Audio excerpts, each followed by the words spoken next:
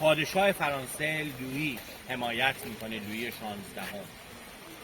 ما متاسفانه همه اونها قطع و قم میشن به نوعی و حدود 700 تا سرباز و نزدیک 30 تا از عالی رتبه ترین ژنرال های سوئیسی در واقع از بین میرن.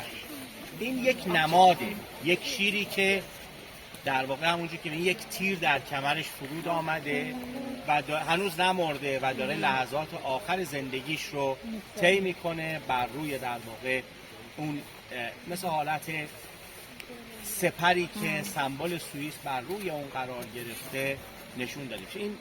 این بنای یادگاری که میبینی تقریبا 30 سال بعد از اون حادثه یک هنرمند میاد و به یادمان اون قربانیان این رو در واقع میاد و به این شکل زیبا بر سینه کوه نقش میبنده.